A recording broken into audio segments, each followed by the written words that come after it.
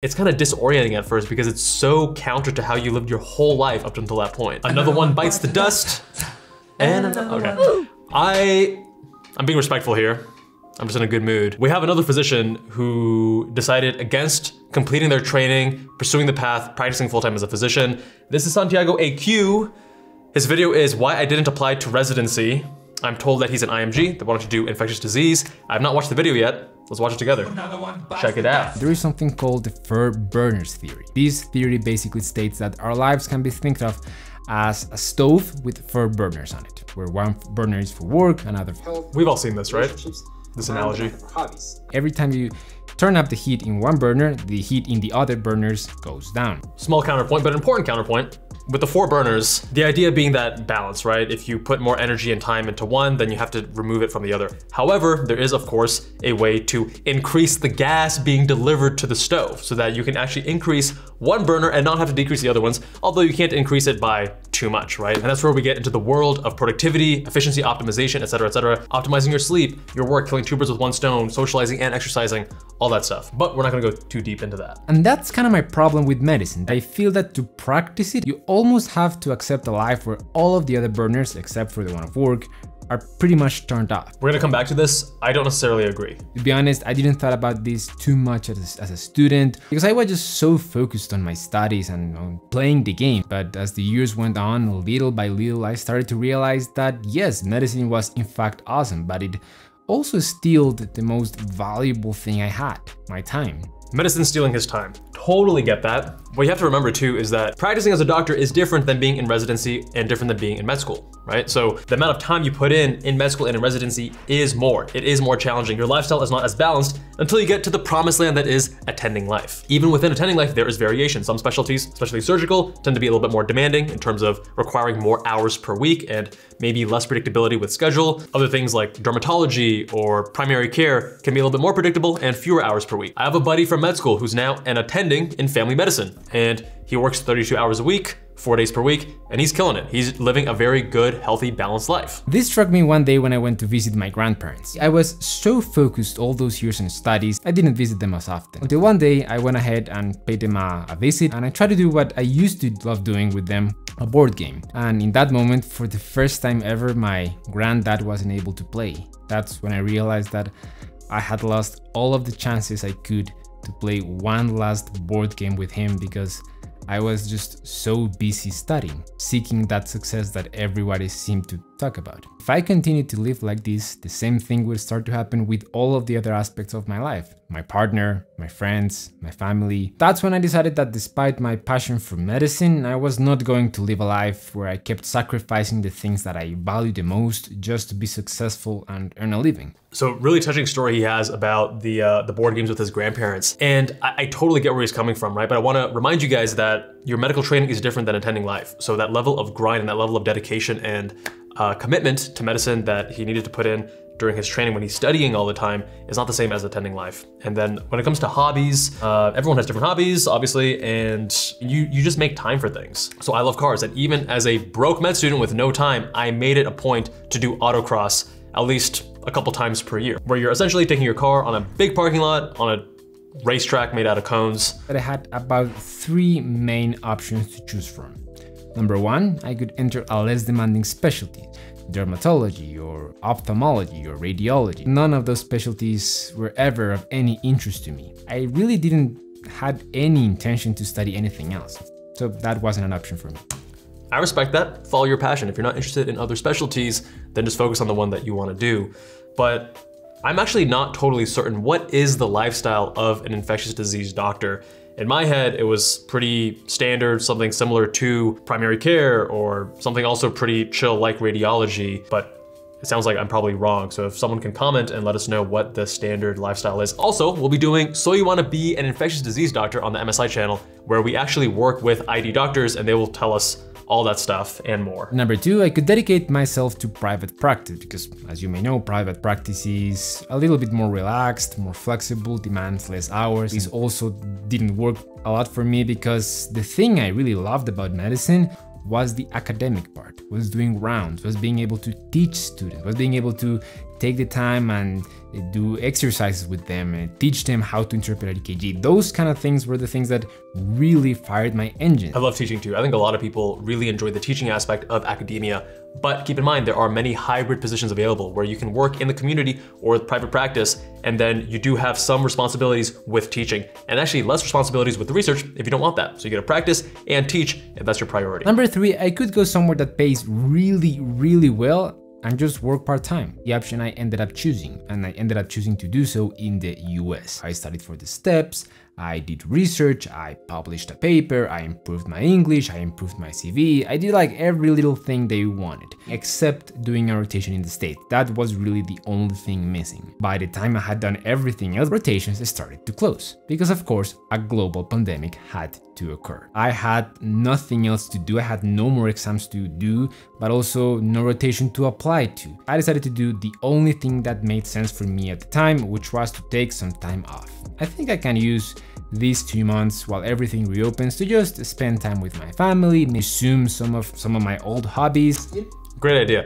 Taking time off allows you to take a step back, zoom out, and get greater perspective on your life. You know, experience a little bit of that life that I've always wanted to have. I've never been the type of person that just takes vacations to binge on Netflix endlessly. And I always want to stay active. I always kind of love to do stuff. During those few months, I started to dedicate myself to what was my hobby or my challenge at the time, literally shooting videos in my room. Yo, YouTube's amazing. If you guys are considering starting a YouTube channel, you definitely should. It can absolutely change your life. Share videos about the things I learned from the USMLE, some tips and tricks to earn a better score in that test. I also created this very same channel to improve my speaking skills. See, it's not just a matter of people focus on YouTube for monetization or for reach and promoting products or whatever. He's already talking to the other benefits that people often overlook. He's improving his English skills, right? His speaking skills, he's networking with people, he's building a personal brand that can help him with other professional opportunities in the future. I created a few courses on thoracic radiology and microbiology. I literally delved deep into this hobby that I was having.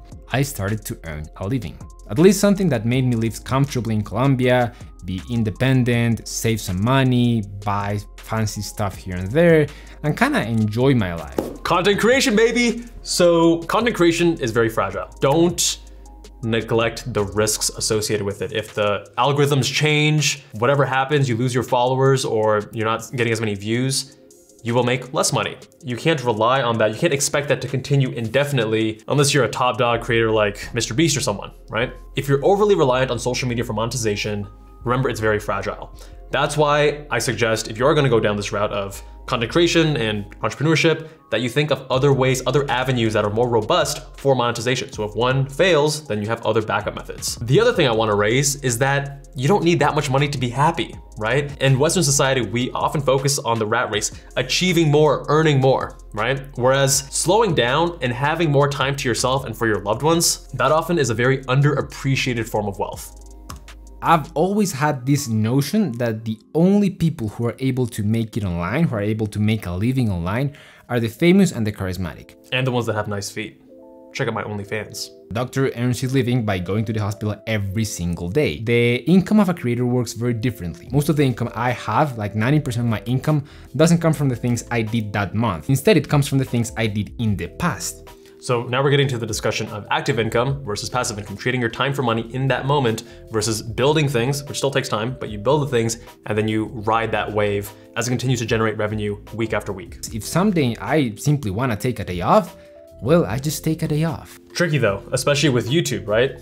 If you stop publishing any videos, you're not gonna make anywhere close to the same amount of revenue as you were when you were publishing regularly. That's just the way that these algorithms work. They want to reward creators that are more active and engaged on the platform. So I can just take a weekend off and go with my family on vacation. And not gonna lie, that part is pretty awesome. I still remember for like a year or two after leaving residency, I kept pinching myself to be like, this is so weird. I don't have to wake up and go to any place at any time on any day. I just get to control my own time. I can take a vacation whenever I want. I can travel for as long as I want. I can work remotely. I can work here. I can work there. It's kind of disorienting at first because it's so counter to how you lived your whole life up until that point. I got accepted and I started my rotation. However, from the moment I set foot inside of that hospital, I started to feel very strange. I still had that feeling that this wasn't really my place. The problem was really that this just wasn't my dream anymore. Yes, this was very dreamy. People were kind, the hospital was great, I was in my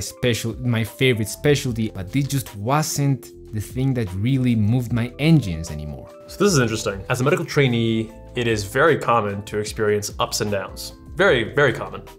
In fact, if you're not experiencing ups and downs, then that's abnormal. I think that more trainees would quit if they had a fallback. Santiago had a fallback. He had a taste of what freedom could look like in the sense that you have complete control of your time and you work wherever you want, whenever you want, and spend time with your family. But if you're feeling like this isn't your dream while you're in training, remember that your training is not your life. It's not what your future life is gonna look like.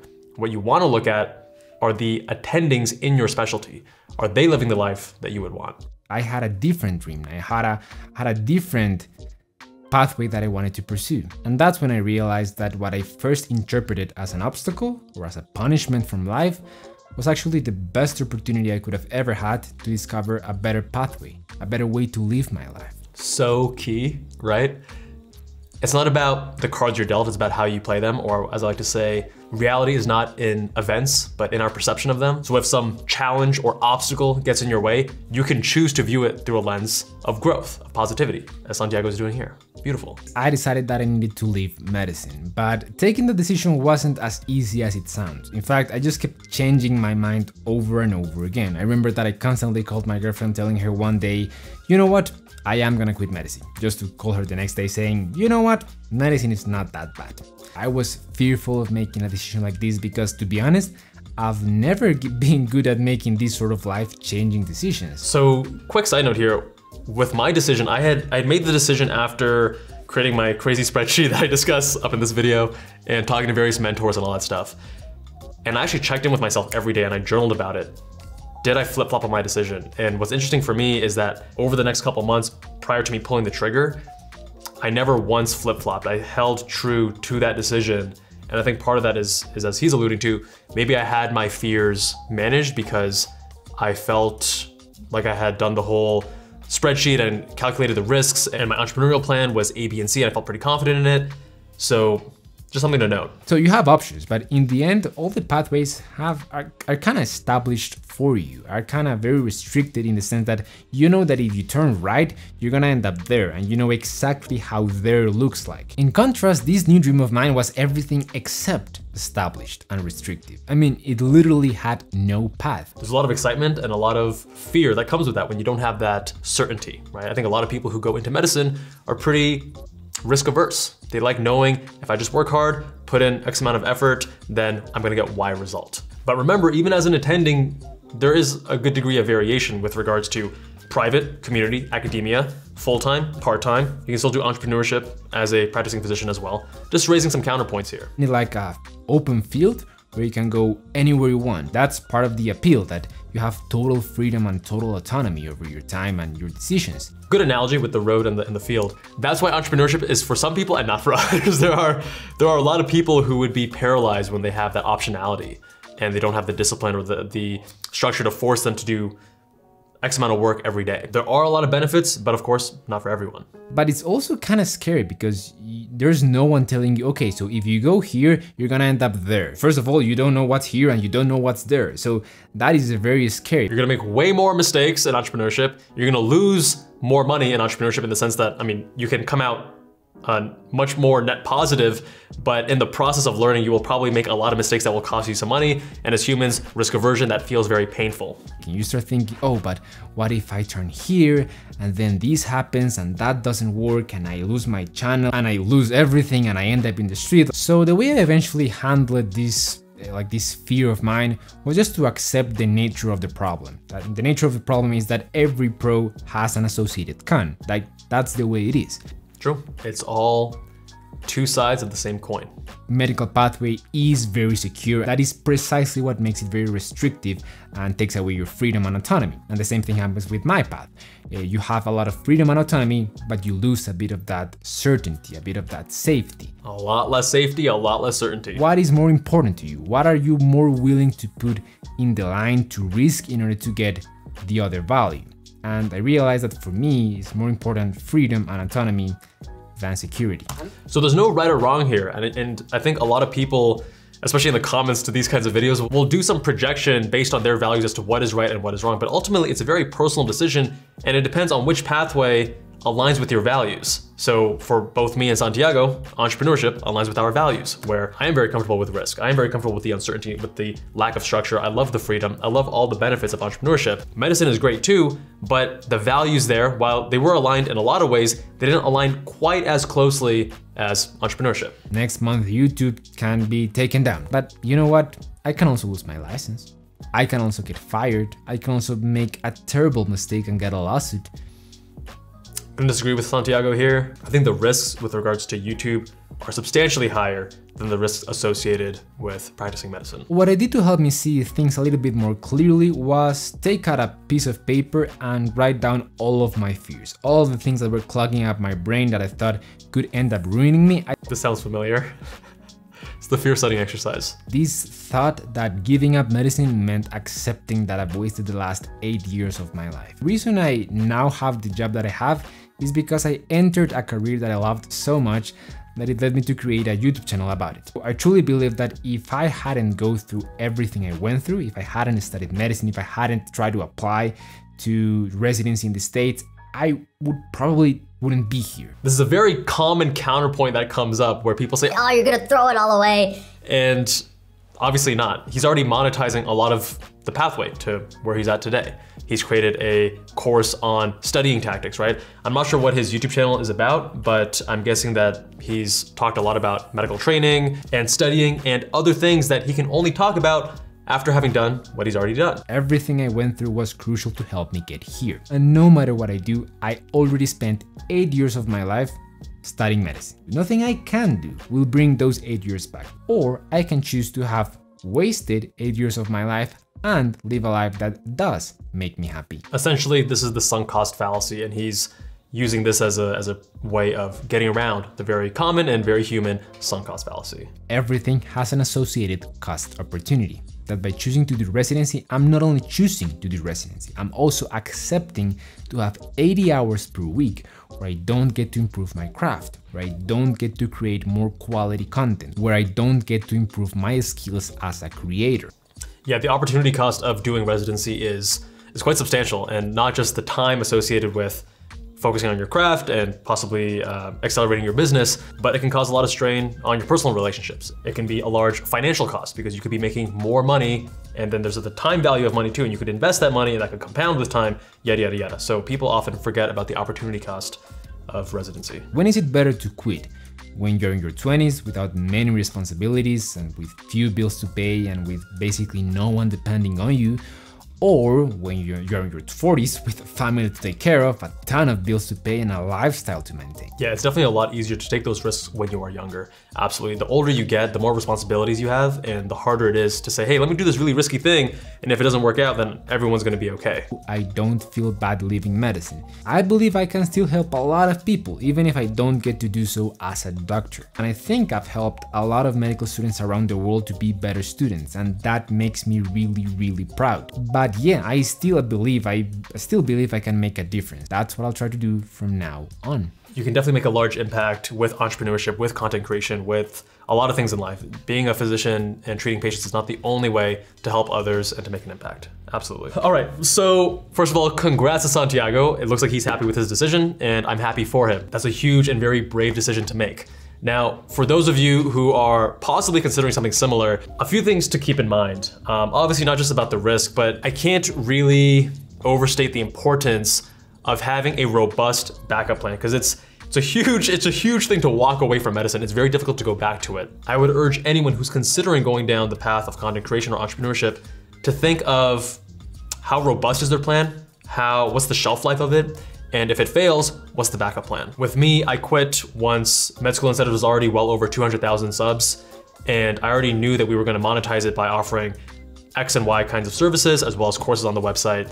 And the company has grown and sustained itself since then. Now that suited my personal level of risk tolerance, and I felt certain that I had a pretty high confidence level as to the success of this business endeavor. But I do know some people in real life, some colleagues who also left medicine and they regret doing so because they hadn't fully hashed out what they were going to do.